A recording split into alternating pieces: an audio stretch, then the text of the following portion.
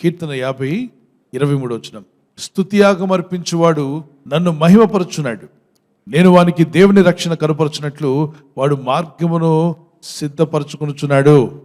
మీకు అడ్డుగా ఉన్న ఆటంకాలన్నీ తొలగిపోయి మీ మార్గాలు సరళమవ్వాలన్నట్లయితే ఈ వాగ్దానం మనం విందాం. చూడండి, మార్గములు సరళమవ్వాలి ప్రభువా అని ప్రార్థన చేస్తున్నాడు ఎవరు? ఈ వాగ్దానం మీకే. Praise the lord. ప్రభు మీకు ఇవ్వబోతున్నాడు. ఒక ద్వారాలు తెరవబడబోతున్నాయి. ఆమేన్. సమస్యల నుండి బయటపడడానికి మార్గం కనబట్ల, ఆర్థిక ఇబ్బందుల నుండి బయటపడడానికి మార్గం లేకుండా పోయిందన్న. కానీ దేవుని వాక్యం సెలవిస్తుంది, నువ్వు దేవుని స్తుతియాగం అర్పించే వ్యక్తిగా ఉంటే, నువ్వు స్తుతించి దేవుని గణపరిచే వ్యక్తిగా ఉంటే మార్గము సరళమవుతుందట. మార్గం సరళమవడం అంటే the way is prepared for you, door is prepared for you. ఇది ఎప్పుడు జరుగుతుంది? When you start praising God, when you offer give praise God. దేవుని స్తుతించి గణపరుస్తున్నప్పుడు ద్వారాలు తెరవబడుతున్నాయి. ఇజ్రాయేలీలందరూ కూడా సమస్యలు ఉన్నప్పుడు ఏం చేశారు? వాళ్ళు స్తుతించారు. వారికి అడ్డుగా నిలబడింది ఏంటి? ఎరికో గోడలు. అవతల ఉన్న ఎరికో రాజులు చెప్పారు, మా గోడ దగ్గరకు వస్తే చంపేస్తామన్నారు. మేమేం చేయు, మా మార్గంలో మేము వెళ్ళిపోతామని చెప్పి వాళ్ళు అడిగినప్పటికీ ఇజ్రాయేలీలు, ఎరికో రాజులు అన్నారు, నో, మిమ్మల్ని మీ యొక్క సంతానం అంతటిని కూడా లయం చేయడానికి మేము సిద్ధపడుతున్నామని చెప్పన్నారు.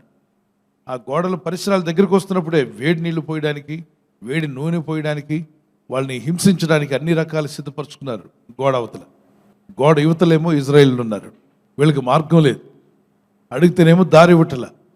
అప్పుడు వీళ్ళంతా దేవుని వైపు చేతులెత్తి ప్రార్థించారు, ప్రభువా మాకు సహాయం చేయవడం నీవే, మమ్మల్ని నీ సన్నిధిలో ప్రార్థన చేయమన్నావు కదా, ఏ అవసరం ఉన్నా మా భారం నీ మీద మోపమన్నావు కదా, ప్రార్థన చేస్తున్నాం, మా భారం నీ మీద మోపుచున్నాం, మాకు మార్గం లేదు, ఇక్కడ మాకు మార్గం సరళం లేదు, అంత ఆటంకంగా ఉంది, మమ్మల్ని ముందుకు పోనివ్వట్లేదు, మాకు సహాయం చేయమని చేతులెత్తి దేవుణ్ణి ప్రార్థించారు, ఆరాధించారు, స్తుతించారు. అప్పుడు ప్రభు కొన్ని మార్గాలు వాళ్ళకి చూపించాడు, కొన్ని ఐడియాలు ఇచ్చాడు. 7 రోజులు ఒక్కొక్కసారి తిరిగి రమ్మన్నాడు. దేని చుట్టూ? గోడ చుట్టూ తిరిగి రండి. 7వ దినమున 7 సార్లు గట్టిగా స్తుతించండి, అప్పుడు కార్యం జరుగుతుంది అన్నాడు. వాళ్ళు ఆ విధంగా చేస్తారు. చేసినప్పుడు అద్భుతమైన కార్యం జరుగుతుంది. దేవుడు ఆ ఎరుకో గోడలన్నీ కూడా ఏం చేశాడు చెప్పండి? కుప్పకూల్చేశాడు. మనిషి చేతి సహాయం లేకుండా గోడలు కుప్పకూలిపోయాయి, చేతి సహాయం లేకుండా. ఇది ఎవరు సాధ్యమవుతుంది? మనుషులు అసలు పొలుగు లేదు, పార లేదు, ఏ వస్తువు తీసుకెళ్ళలేదు, గోడ దగ్గరికి కూడా వెళ్ళ. దేవుని స్తుతిస్తున్నారు, గట్టిగా కేకలు వేసి దేవుని ప్రజలు. గోడ తనకు తానే పడిపోయింది. దేవుని ప్రజలకు మార్గం ఏర్పాటైంది. శత్రువులు ఆశ్చర్యపోయారు, అరే వీళ్ళ దేవుడు మామూలు దేవుడు కాదు. వాళ్ళు స్తుతిస్తుంటే గోడ పడిపోవడం ఏంటి? దేవుని బిడ్డలారా, నీ జీవితానికి కొన్ని గోడలు అడ్డుగా ఉన్నట్లయితే, ఆటంకముగా అది ఉద్యోగం రాకుండానో, వచ్చిన ఉద్యోగం విషయంలో, ప్రమోషనో, ట్రాన్స్ఫరో, లేదా కుటుంబాన్ని పోషించుకునే విషయంలో అనేక రకాలైన ఆటంకాలు అపవాది కల్పిస్తూనే ఉంటాడు. మరి అపవాది పని ఏంటంటే అందరికీ గోడలు కట్టడమే. వారి జీవితానికి అడ్డుగా గోడలు కడుతూ ఉంటాడు. మన దేవుని సన్నిధిలో మనం ప్రార్థన చేసి దేవుని స్తుతిస్తున్నప్పుడు దేవదూతల దేవుడు పంపి అడ్డుగా ఉన్న ప్రతి గోడను కుప్పగొలుస్తాడని నమ్మితే గట్టిగా దేవునికి స్తోత్రం చెల్లిద్దాం. Praise the Lord. ఒక కీర్తన పాడుకుందాం, మాతో కూడా కలిసి దేవుని స్తుతిస్తూ పాడండి. సంద్రము చేర్చిన దేవా, మార్గము చూపిన ప్రభువా, సంద్రము చేర్చిన దేవా, మార్గము చూపిన ప్రభువా, శత్రువు నడిచిన దేవా, మము గమ్యము చేర్చిన ప్రభువా, శత్రువు నడిచిన దేవా, మము గమ్యము చేర్చిన ప్రభువా, స్తుతి మహిమయు ఘనతయు నీకే యేసయ్యా, స్తుతి మహిమయు ఘనతయు నీకే యేసయ్యా, స్తుతులకు పాత్రుడా, ఆరాధనకు యోగ్యుడా, మహిమకు అర్హుడా, ప్రభావము గల దేవా.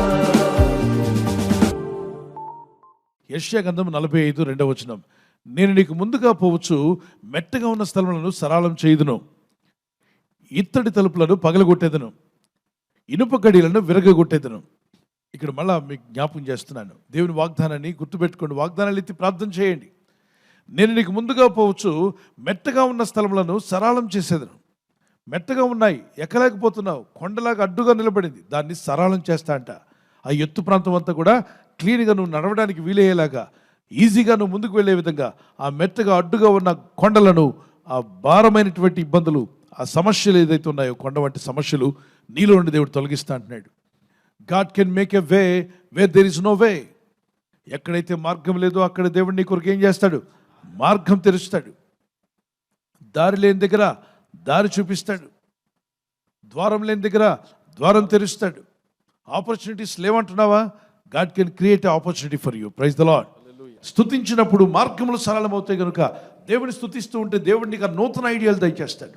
When you start praising God, స్తుతియాగం అర్పించేవాడు నన్ను మహింపరుచున్నాడు, వాని కొరకు మార్గము సిద్ధపరచుకుంటున్నాడు. రక్షణ మార్గము, ఆత్మీయమైన మార్గము, అభివృద్ధి కొరకు మార్గము, ఆర్థిక అభివృద్ధి కొరకు మార్గము, జీవితంలో ముందుకు వెళ్ళడానికి మార్గాలు సరళం చేసే దేవుడు నీకున్నాడు. దేవునికి స్తోత్రం కలుగును గాక. అందుకే దేవుని స్తుతించడం ప్రారంభించు. 7 రోజుల్లో ఎన్నిసార్లు మీరు స్తుతిస్తారో చెక్ చేసుకోండి. చాలామంది ఈరోజు మనుషులతో మాట్లాడడానికి, లబలబా మాట్లాడడానికి ఈ నోట్ని వాడతారు. టెక్స్ట్ మెసేజ్ చేయడానికి సెల్ ఫోన్ వాడతారు. నోరు తెరిచి ఒక అరగంట సేపు దేవుని స్తుతించేవాడు లేడు. కనీసం 10 నిమిషాలు స్తుతించాలంటే విసిగిపోతున్నారు. మీకు మార్గాలు ఎలా సరళమవుతాయి? దేవుని స్తుతించినప్పుడు, స్తుతియాగం అర్పిస్తున్నప్పుడు నీ కొరకు మార్గములు సిద్ధపరిచేటువంటి దేవదూతలకు దేవుడు ఆజ్ఞ ఇస్తాడు. దేవుని బిడ్డలారా, ఇజ్రాయేల్ను స్తుతించగా వారికి అడ్డుగా ఉన్న వాటిని తొలగించింది దేవుడే కదా. అయితే దేవుడు ఎలా తొలగించాడు? వీరి స్తుతి మాత్రమే చేశారు, దేవుని ఘనపరుస్తూ వచ్చారు. దేవుడు తన దూతలను పంపి వారికి అడ్డుగా ఉన్నవన్నీ కూడా తొలగించి వారి మార్గములు సరళం చేశారు. దేవుడైన ప్రభువే నీకు, నీ పట్ల కూడా మార్గములు సరళం చేయగలని నమ్మితే మరొకసారి దేవునికి స్తోత్రం చెప్పగలవా? సో ఈ రోజు నుండి కూర్చున్నా, లేచినా, నడిచినా స్తుతిస్తాను అన్న వారు చేయి చూపించండి. పౌలు శీల గాయాలు తగిలాయి. ఆ ప్రాంతవాసులందరూ కూడా సువార్త చేసినందుకు వారిని గాయపరిచారు. గాయాలతో ఉండి రక్తం బ్లీడింగ్ అవుతున్నప్పుడు వీరు దేవునికి స్తుతియాగం అర్పించారట. దేవుని మహిమపరిచారు. క్లిష్టమైన పరిస్థితుల్లో కూడా దేవుని కీర్తనలు పాడుచు దేవుని స్తుతించారు. పరిస్థితి బాలేదా? స్తుతించు. ఇబ్బందులు ఉన్నాయా? స్తుతించు. కష్టాలు ఉన్నాయా? స్తుతించాలి. రోగాలు ఉన్నాయా? స్తుతించాలి. ఏ స్థితిలో ఉన్నా స్తుతించాలి. అన్నీ ఉన్నా, స్తుతించాలి. ఏమీ లేకపోయినా, స్తుతించాలి. అనుకున్నవి జరిగినా, స్తుతించాలి. జరగకపోయినా స్తుతించాలి. స్తుతిస్తూ ఉన్నట్లయితే దేవుడు తన దూతలకు ఆజ్ఞాపిస్తాడు. అడ్లు ఆటంకాలు తొలగించి దేవదూతలు వస్తారు. నీ మార్గం సరళం కాబోతుంది. నువ్వు దీవించబడబోతున్నావు. దేవుని ఆశీర్వాదాలను చూడబోతున్నావు. దేవుని దీవెనలను చూస్తావు. నీ ఇంటిలో దేవుని వెలుగు, నీ కుటుంబంలో దేవుని కార్యాలను చూడబోతున్నావు. నీకు, నీ కుటుంబానికి అడ్డుగా ఉన్న ప్రతి అడ్డు కూడా యేసు నామములో అది తొలగించబడును గాక. ప్రభువా, నేను స్తుతిస్తాను తండ్రి, ప్రతి సమయమందు నీ స్తుతి నా నోట ఉండాలి అని ఆశపడండి. దావీదు మహారాజు దినమునకు ఎన్ని మార్లు స్తుతించాడంటే 7 మార్లు. దావీదు అంటాడు, దినమునకు 7 మార్లు నా దేవుని స్తుతించేదని అన్నాడు. అంటే టైం పెట్టుకుని మరీ స్తుతించాడు. ఈరోజు పిల్లరా, దేవుని స్తుతించే మనసు కలిగి జీవిద్దాం. దేవుని గణపరుద్దాం. ప్రభు కృప మీకు తోడే ఉండు గాక. ప్రార్థన చేసుకుందాం. ప్రభు, నాకు ఆ విశ్వాసం ఉంది, నాకు మార్గం సరళమవుతుందని నేను నమ్ముచున్నాను. ప్రభు, స్తుతించే మనసు నాకు దయచేయండి. దావీదు మహారాజు అయ్యుండి కూడా ఎంతో బిజీగా ఉన్నా అతను దినమునకు 7 మార్లు స్తుతిస్తే నేను కూడా నేను స్తుతించాలి ప్రభు అని కరములెత్తి గట్టిగా ప్రార్థన చేస్తూ దేవునికి స్తోత్రాలు చెల్లిద్దాం. స్తుతియాగం అర్పించేవాడు నిన్ను మహిమపరుస్తున్నాడని సెలవిస్తుంది వాక్యం. అవునైనా నేను స్తుతియాగం అర్పించే వ్యక్తిగా ఉండాలి, నేను మహిమపరిచే వ్యక్తిగానే ఉండాలి. ఇదిగో నీవు నాకు రక్షణ కనపరిచినట్లు మార్గం సిద్ధపరచుకుంటున్నా అన్నావు తండ్రి. స్తుతియాగం అర్పిస్తుండగా మాకు మార్గములు సిద్ధపరుస్తున్నందుకు స్తోత్రాలు చెల్లిస్తున్నాం. అడ్డుగోడలు తొలగిస్తున్నందుకు స్తోత్రాలు చెల్లిస్తున్నాం. మార్గములు సరళమవును గాక. మీ చిత్తమే నెరవేర్చండి. ప్రార్థిస్తున్న ప్రతి కుమారుడు, కుమార్తెను తాకండి.